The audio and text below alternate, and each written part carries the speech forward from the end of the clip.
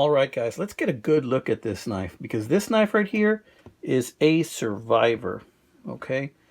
I would guess that this knife is probably from very close to 1900, maybe around somewhere between 1900 and 1920, something like that. And let's take a look and see what kind of story this knife tells us. First of all, this knife tells me that somebody polished this small blade somewhere along the lines and gave it a good polishing.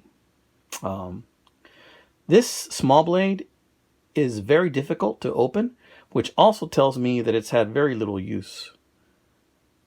There you see where it says Walden Knife Company, New York. Now the larger blade, by contrast, has had a lot more use, and it's had some sharpening. You can see some very old sharpening marks on it that somebody did, probably with a stone or some type of a stone grinder. But much of the blade is still there. I'd say probably maybe 85% of the blade is still there, maybe closer to 90. So I'd say that's pretty good. Another thing about this knife is it's got these beautiful black ebony handles. Looks like stainless steel springs, or not maybe stainless, probably carbon. Steel bolsters. And this knife measures about 4 inches in the closed position, probably 3 7/8. Let's open this one all the way. It's got a little bit of a light snap to it. I mean, this is a really nice pocket carry knife, guys. I mean, this is a kind of knife where, you can carry in your pocket comfortably. You can pull it out. If you need to cut something, you're with your friends, and it'll be a nice conversation piece, especially if you happen to be hanging out with a couple of knifers out there that like knife history and like pocket knives, right? Be interesting if you were hanging out with some young guys, right, that have some knives that are very modern, and then all of a sudden you pull this bad boy out, and they're like, "What is that? I think my grandpa had one of those," and they might be right. In fact, this might be it. So let's close the big one. Has a mid stop. Let's see that again. Has a strong mid stop. First of all, it does have a little bit of play. Let me show you something else. It does have a little bit of play, but the blade itself is not as wide or thick as the spring, if you want to check that out. See? So there's a little bit of play. But it's a very sturdy knife, and I really don't want to mess with it trying to make it tighter, because I don't think it will. Now, conversely, in the half open position, there is no play at all in the half open position. See? Good snap closed.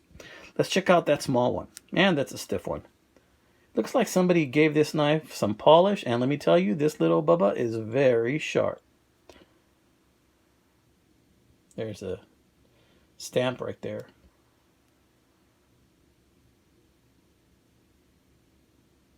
Let's close that one. The little one also has a mid stop, and it's got a good snap on that mid stop. Let me stop talking so you can hear. Yeah. Let's close it. Yeah. Doesn't really snap close, but it does snap into the mid stop. This is a good knife, guys. It's very sturdy. This knife will possibly outlive me, guys. So just want to remind you that in my channel, I love to make videos on vintage knives. But occasionally, if I see an interesting knife out there that I want to do a video on, I won't let that stop me. I'm going to go ahead and make a video on it. So I got all kinds of knives on my site that you guys can enjoy, and you guys can see videos on. You will see a knife that you may have owned years ago, or maybe your grandpa did, or your grandma, your aunt, your uncle, maybe a brother that had a knife that you lost track of over the years. You wonder where it went. You might see something like that on my channel. So this is a knife detector, guys, saying I hope you guys are staying safe out there. Hope you guys are spending time with your family and using this time wisely. Y'all stay safe and stay sharp, my friends.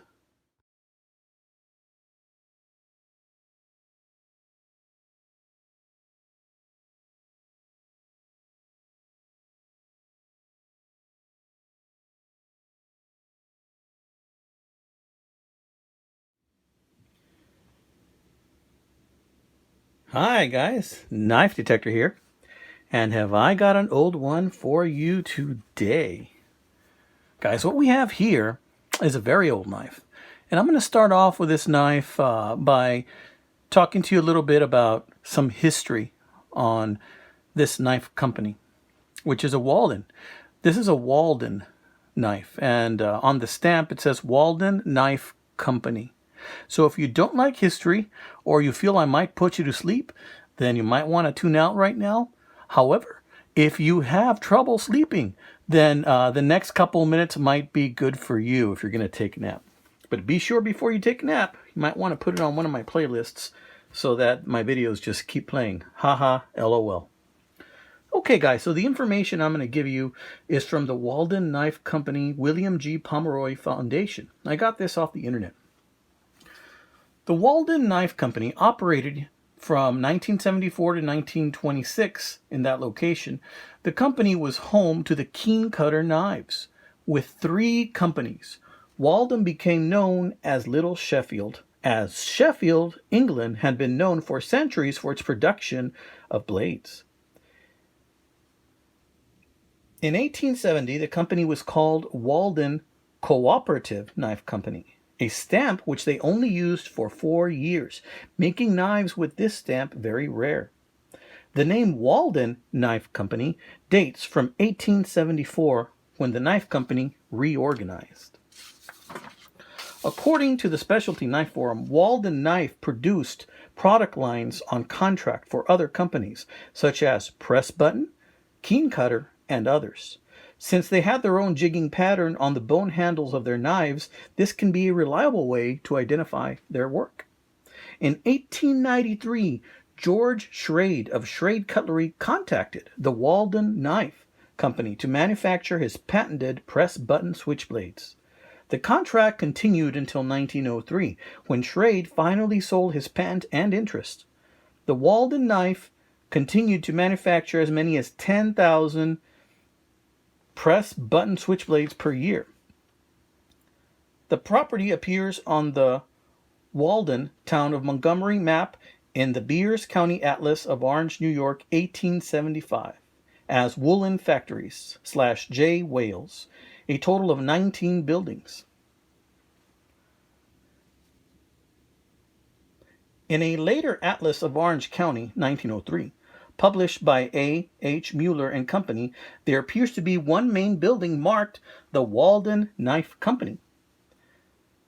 With the 18 smaller buildings surrounding it, it was a smaller enterprise than its downstream neighbor, the New York Knife Company. In 1902, E. C. Simmons Hardware Company took over management of the company and ran it successfully for 19 years. They were bought out by Winchester. In 1922, 1 year later, Winchester decided to sell the property to Schrade Cutco Company and move all the knife-making equipment to their New Haven, Connecticut manufacturing facility.